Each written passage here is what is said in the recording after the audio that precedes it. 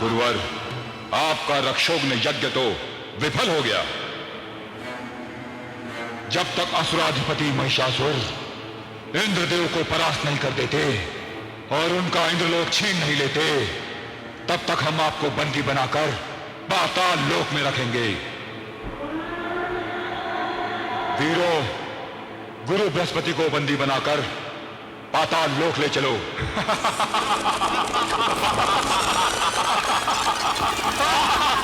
नहीं,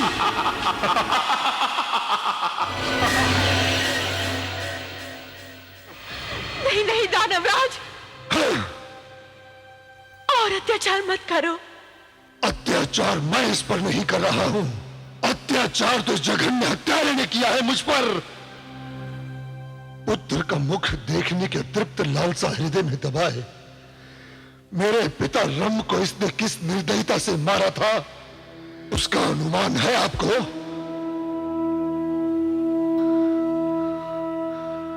अपने सिले होठों को खोलकर बताता क्यों नहीं? बताओ।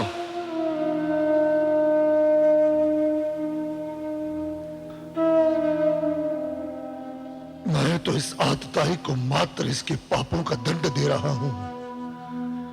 इसने मेरे कुल का सर्वनाश किया है। मेरी माता को अकाल मृत्यु मरने पर विवश करने वाला महापापी है ये।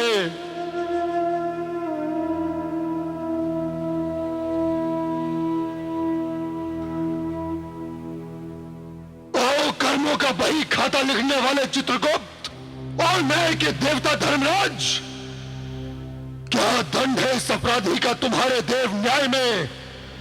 क्या सारे के सारे दंड मानवों और दानवों के लिए हैं, देवताओं के लिए कुछ भी नहीं? चुप क्यों हो गए? उत्तर क्यों नहीं देते? महिषासुर के भय से सब भाग क्यों गए? कायो! असुरराज, क्षमा कर दीजिए इन्हें। भगवान के लिए क्षमा कर दीजिए। क्षमा? परंतु महिष इसे कैसे क्षमा कर सकता है? महिषासुर का रोम रोम प्रतिशोध की अग्नि में जल रहा है। यदि मैं देवताओं सहित समूचे देवलोक को जलाकर भस्म कर दूं, विधाता की रची समूची सृष्टि को भी छिन्न भिन्न कर दूं, तब भी मुझ अभागे पुत्र का मुख देखे बिना ही तड़प तड़प कर अपने प्राण त्यागती मेरी माता की अकाल मृत्यु के जघन्य महापाप का दंड कम है।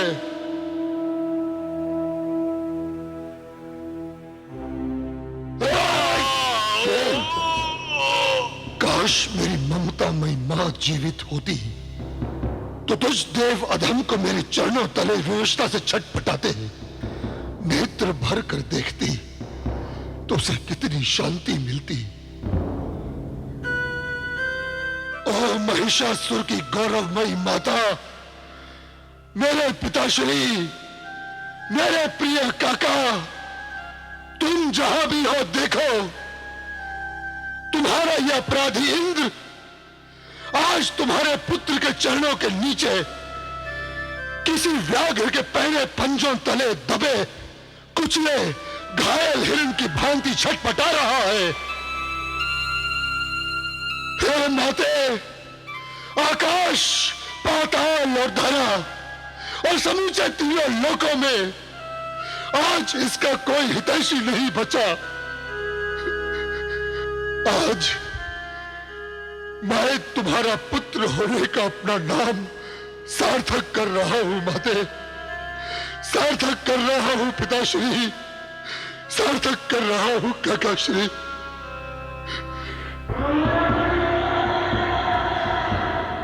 मैं आज तेरा अंतिम संस्कार करके रहूंगा।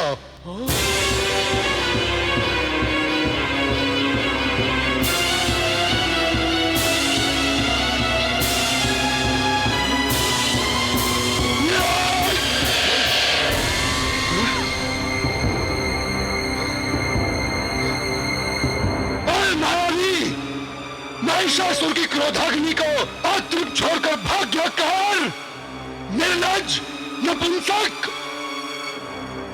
शिकारी के जाल में फंसी हुई इन चिड़ियों की भांति इन सुरबालाओं को निरालंब और असहाय छोड़कर भाग गया तू। थू है तुझ पर, थू है तेरी अस्मिता को, धिक्कार है तुझे। परिवर्तनशीलता ही इस कालचक्र का नियम है।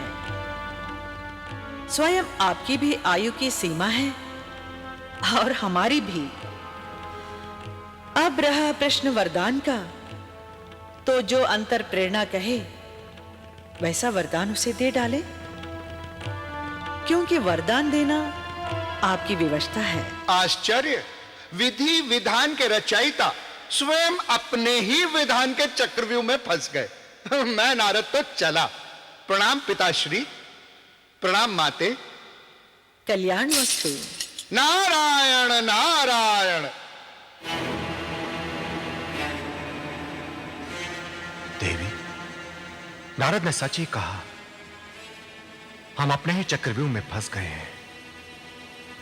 वो महापातकी हमसे अमोघ वरदान पाकर हमारी ही प्रिय रचना इस समूची सृष्टि को छिन्न भिन्न कर देगा, त्राही त्राही मचा देगा। चारों ओर दिग दिगांतर आतनाद के स्वरों से गूंजेंगे। ब्राह्मणों, तपस्वियों और ऋषि मुनियों के रक्तपात से यह धरती रक्त रंजित हो जाएगी। सुरबालाओं और सती सतवंतियों के सतभंग और प्राणों सर की करुण पुकार हृदय विदीर्ण कर देंगी।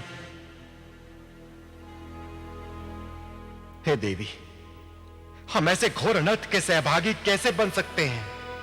यह कैसी विडंबना है? नाथ, गुणों से गुणों का संघर्ष क्या नहीं करता?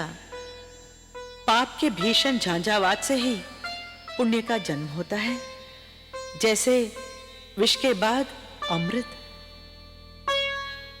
जब वो दुष्ट पवित्र आत्माओं को अकारण पीड़ित करेगा, सती सतवंतियों के सत को भंग करेगा, तब उन्हीं के प्रकोप से उसके पाप का घड़ा शीघ्र भरेगा।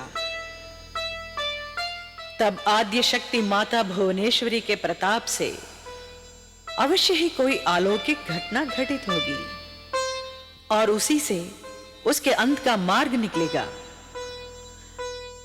आप तो मात्र अपने कर्म के निमित्त बन जाइए और दैवत्व की मर्यादा का पालन कीजिए।